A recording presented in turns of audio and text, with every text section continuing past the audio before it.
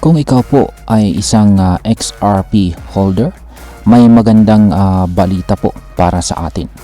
Sapagkat sa mga nakaraang linggo, nananatiling stable po ang presyo ni XRP sa paligid lamang ng presyong $2.20. Ngunit marami sa mga eksperto ang patuloy na positibo sa kinabukasan nito. Kaya naman sa video na ito ay pag-uusapan po natin ang isang exit strategy para sa mga XRP holders. Yan. Ano nga ba ang pinakamahusay na plano kapag tumaas si XRP sa mga key price targets na $10, $15 at saka $30? Kaya alamin po natin kung paano makikinabang sa mga price spikes na ito at kung paano po magplano ng tama para sa mga posibleng pagtaas ng presyo ni XRP. Kaya ayan, bago po tayo magpatuloy ay pakibasa na lamang po muna ang disclaimer dito sa ibaba ng ating screen. Ngayon ay simulan po natin sa mga prediction dito kay XRP. Sa XRP ay isa pong cryptocurrency na patuloy na pinag-uusapan ng mga analysts at saka traders. At ito po ay nagkaroon ng maraming bullish predictions mula sa mga kilalang tao dito sa industriya ng crypto. Ang presyo po ni XRP ay nananatiling stable sa paligid ng $2.20 na presyo. Ngunit marami pa ring naniniwala na tataas pa ito sa mga susunod na taon. Halimbawa, si Ryan Lee.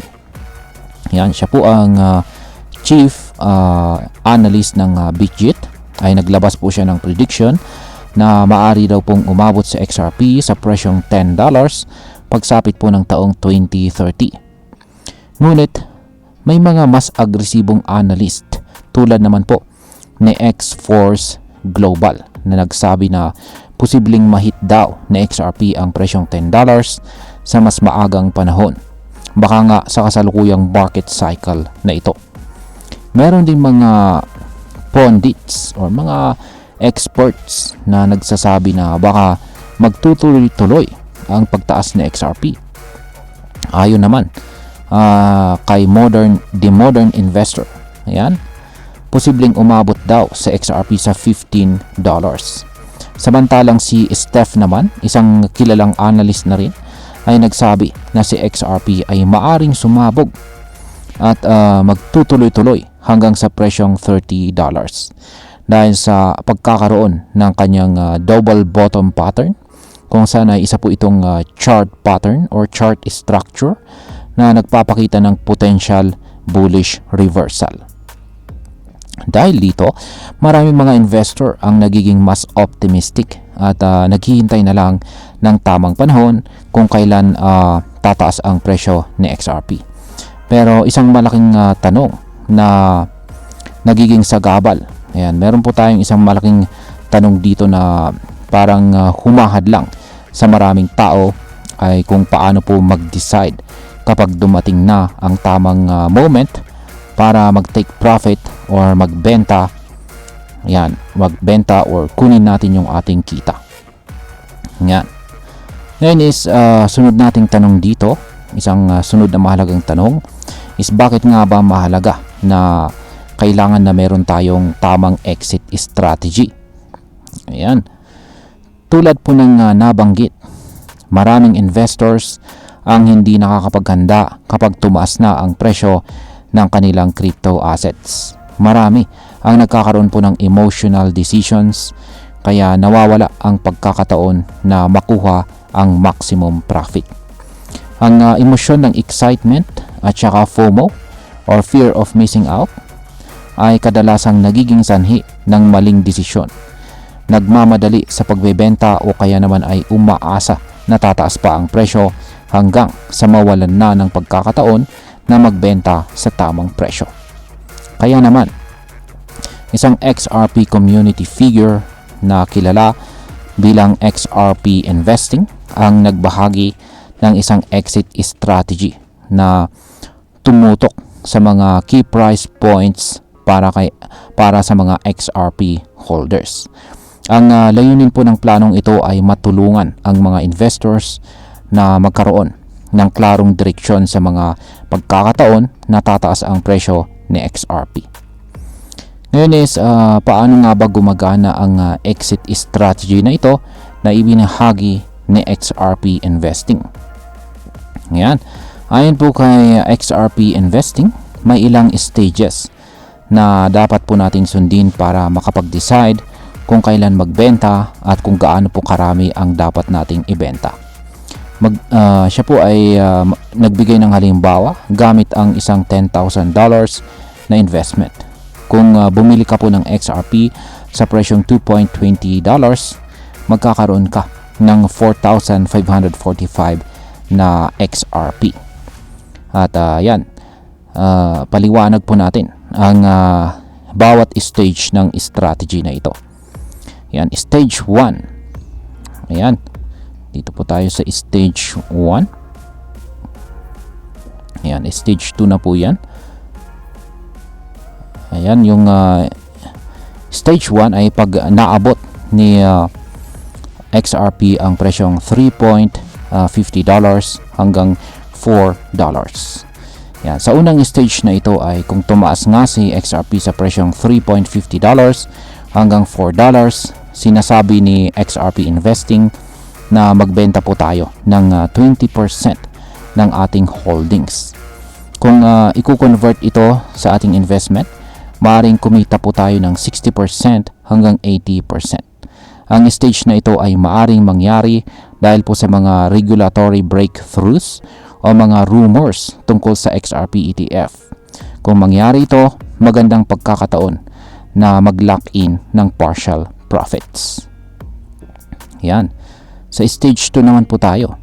Pag naabot ni XRP ang presyong $5 hanggang $6. Yan. Kapag naabot po ni XRP ang $5 to $6, maaring magbenta po tayo ng karagdagang 25% sa ating XRP holdings.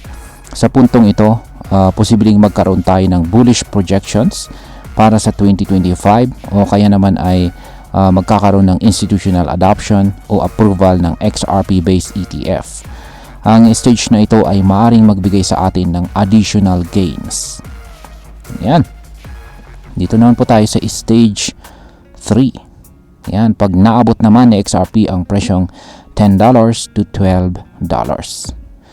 Sa stage naman na ito ay kung umabot nga sa XRP sa presyong $10 to $12, recommended na magbenta po tayo ng 30% ng ating XRP holdings. Sa puntong ito, makikita natin na posibleng ang return ay nasa 350% hanggang 440%. Ito ay maaaring sanhi ng mass adoption at saka hype na dulot ng mga favorable developments. Pagdating dito, mataas ang volatility, kaya maganda nang siguraduhin na secured na ang mga profits. Yan. Sa stage 4, or final stage, ay kapag naabot naman na XRP ang presyong $20. Yan. Ang huling stage ay kung umabot sa presyong $20 or higit pa sa XRP, ay dito maaari po tayo magbenta ng mga natitirang 15% hanggang 20% ng ating XRP holdings. Kung mangyari ito, ay posibleng kumita po tayo ng higit sa 800% na returns. Pagdating po sa stage na ito, maaari po nating i-diversify ang ating kita. Mag-invest sa fiat currencies, physical assets, o kaya naman ay mag-invest sa mga long-term investment vehicles.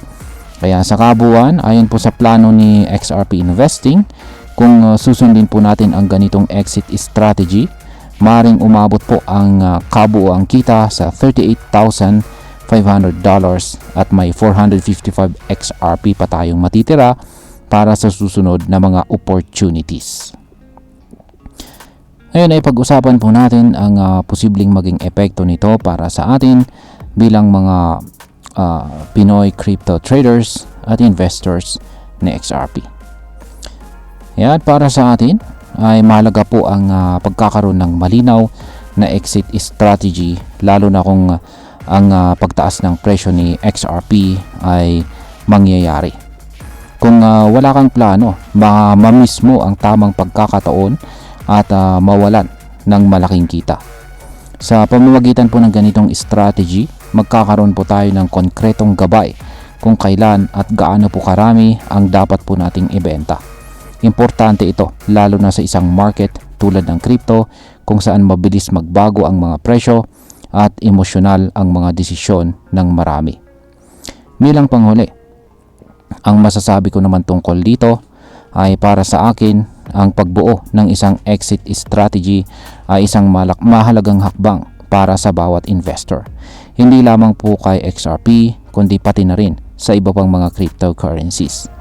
Hindi pwedeng puro speculations lamang. Kailangan po ng tamang plano at disiplina para hindi po mapag-iwanan o mawalan ng pagkakataon. Kung ikaw po ay isang XRP holder, mas maganda kung may guide po tayo na susundan para hindi po tayo mawalan ng direksyon sa mga future price increases. Gayunpaman, hindi ibig sabihin nito na kailangan po nating sundin ang lahat ng stages na ito. Ito ay isang guideline na pwede po nating i-customize depende sa ating risk tolerance at saka financial goals. Sa kabuuan, tulad ng sinabi ni XRP Investing, ang strategy na ito ay isang bagay lamang at ang mga individual goals ng bawat isa ay may malaking epekto sa desisyon ng bawat investor. Ang pinakamahalaga ay maging handa po tayo, maging informed at magkaroon po tayo ng tamang approach sa bawat pagkakataon. At ayan, hanggang dito na lamang po tayo sa video na ito mga ka-crypto. Marami pong salamat sa panonood, ingat po tayo lagi at God bless po sa ating lahat.